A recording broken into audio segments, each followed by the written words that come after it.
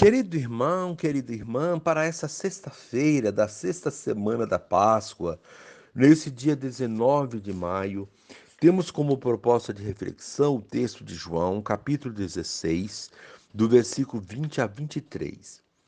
Naquele tempo, disse Jesus aos seus discípulos: em verdade vos digo, vós chorareis e vos lamentareis, mas o mundo se alegrará.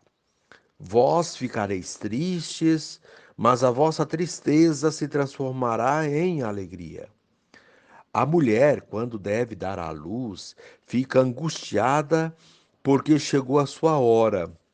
Mas depois que a criança nasceu, ela já não se lembra dos sofrimentos por causa da alegria de um homem ter vindo ao mundo.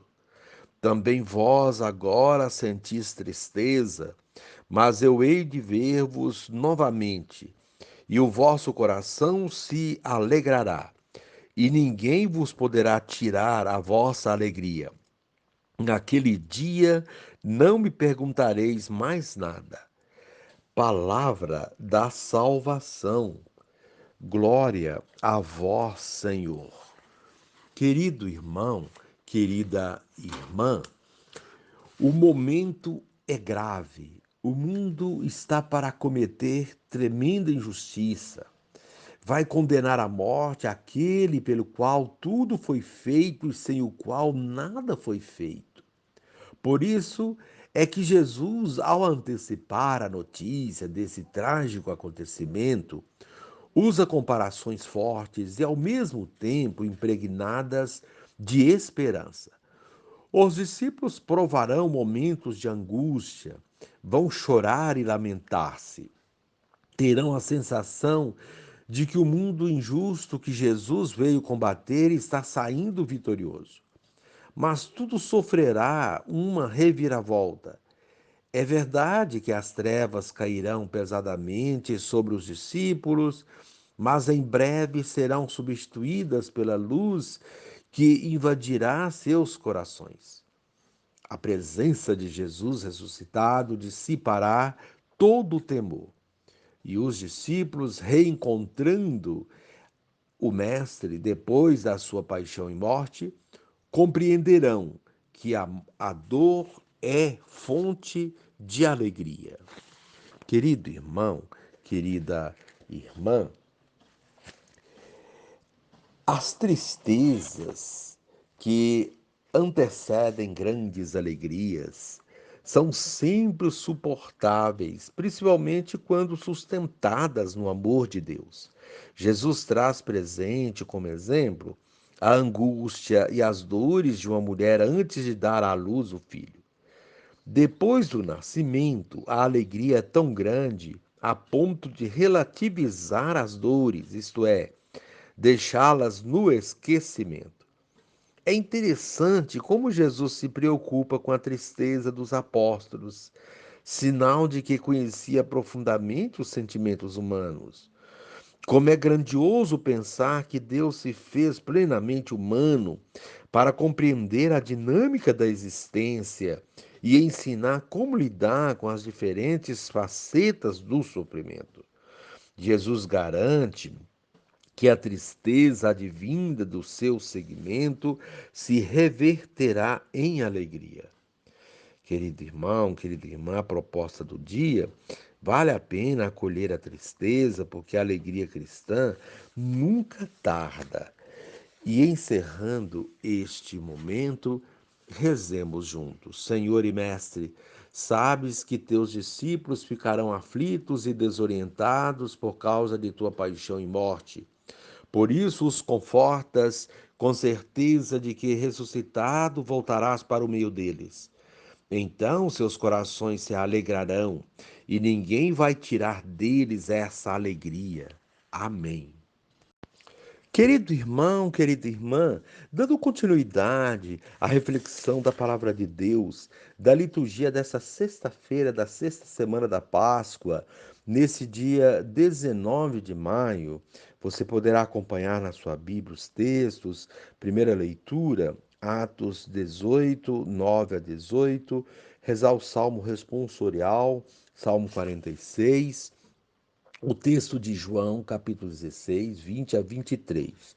Uma vez que você já ouviu a proclamação do Evangelho com a reflexão, você agora vai acompanhar a leitura dos Atos dos Apóstolos e a continuação dessa reflexão aplicada à vida.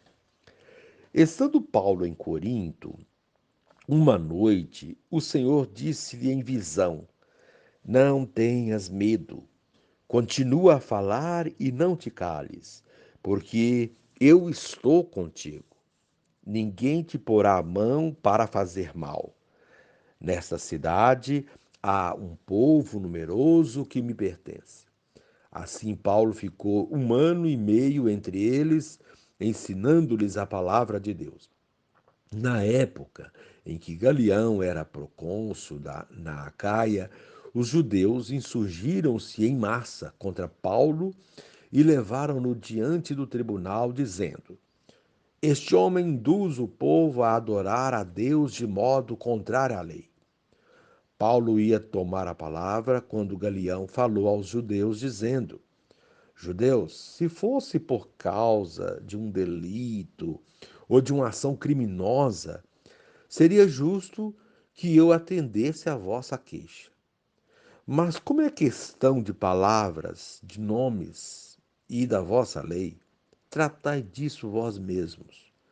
Eu não quero ser juiz nessas coisas. E Galião mandou-os sair do tribunal. Então todos agarraram Sóstenes, o chefe da sinagoga, e espancaram-no diante do tribunal. E Galião nem se incomodou com isso. Paulo permaneceu ainda vários dias em Corinto. Despedindo-se dos irmãos, embarcou para a Síria, em companhia de Priscila e Áquila. Em Secreia, Paulo rapou a cabeça, pois tinha feito uma promessa. Palavra do Senhor, graças a Deus. Querido irmão, querida irmã, a liturgia de hoje continua com a tônica na despedida de Jesus e no encorajamento aos discípulos para que não se entristeçam ou se amedrontem diante da aparente ausência de Jesus e dos desafios da missão. São sinais da ascensão do Senhor que se aproxima e da vinda do Espírito Santo, Consolador, que será enviado em Pentecostes, razão da nossa alegria e força em Deus unitrino, Santíssima Trindade. Na primeira leitura, vemos o encorajamento de Paulo para que não tenha medo, pois Deus estará sempre com ele. Essa confiança de que Deus está presente lhe dá força para não desistir da missão, mesmo que esta tenha muitos desafios, como vemos no mesmo texto que a liturgia propõe para este dia. Paulo, depois de ter uma visão na qual Deus o encoraja, permanece 1 ano e meio nesta área de missão. Era uma área cheia de conflito, e o texto de hoje relata que, num dado momento, os judeus insurgiram em massa contra Paulo. Ele recorda a visão que teve e as palavras do Senhor para que não temesse, pois estaria sempre com ele e ninguém lhe poria as mãos ou lhe faria algum mal. Quando temos essa certeza, os medos se dissipam na nossa vida e seguimos adiante. Quais são hoje as coisas que nos assustam? Quais são os medos que ainda nos paralisam ou nos enfraquecem na missão? Certa dose de medo é necessária para se ter noção do perigo, mas quando o medo nos impede de agir ou nos paralisa, é sinal de algum distúrbio psicológico ou falta de fé. A verdadeira fé nos dá confiança e razões da nossa esperança. Paulo dá demonstração de que tem muita fé e segue adiante na missão. Ao ser levado para o tribunal, vê Deus vindo em seu auxílio na atitude do procônsul Galião, que não o condena, e mostra aos perseguidores que a atitude deles não tem consistência e não sabe e não cabe julgamento naquela instância. Paulo não foi condenado e pôde continuar sua missão, mesmo sem ver dissipada todas as perseguições, ameaças e violência, como as que ocorreram com Sóstenes, o chefe da sinagoga, que foi espancado diante dele e do tribunal, para amedrontá-lo e tentar detê-lo na sua ação missionária. Nada disso o amedronta e ele segue adiante.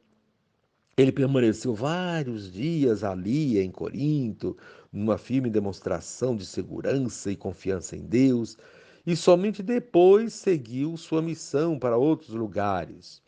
Com isso, mostrou a todos e a nós que quem confia em Deus, mesmo diante das tribulações, mantém-se firme.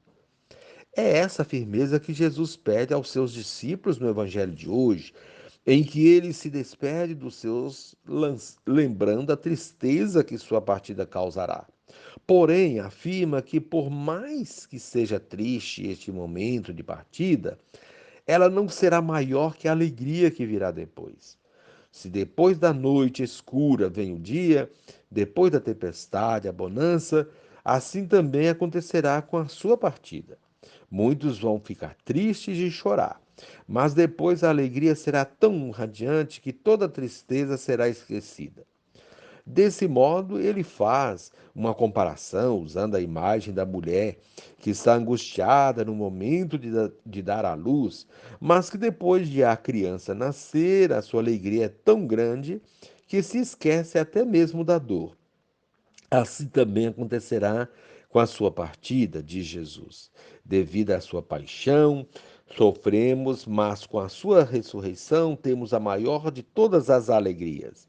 Experimentamos isso nas solenidades que se aproximam. Jesus vai definitivamente para junto do Pai, ascensão, e o envio do Espírito Santo, Pentecostes, que permanecerá sempre conosco, confirmando a visão e o encorajamento que Paulo teve do Senhor. Não tenhas medo, continua a falar e não te cales, porque eu estou contigo. Querido irmão, querida irmã, resta-nos agora essa confiança de que Deus está conosco e por isso não vamos desistir da missão de continuar anunciando Sua palavra e seu reino, mesmo que encontremos oposições e resistências. Desse modo, nosso coração se prepara para as próximas solenidades que nos enchem de alegria e esperança apesar das situações que ainda nos entristecem. Querido irmão, querida irmã, encerrando este momento, rezemos juntos. Pai, ponha no meu coração a alegria que vem de ti, especialmente nos momentos de sofrimento e perseguição, pelo testemunho da fé. Amém.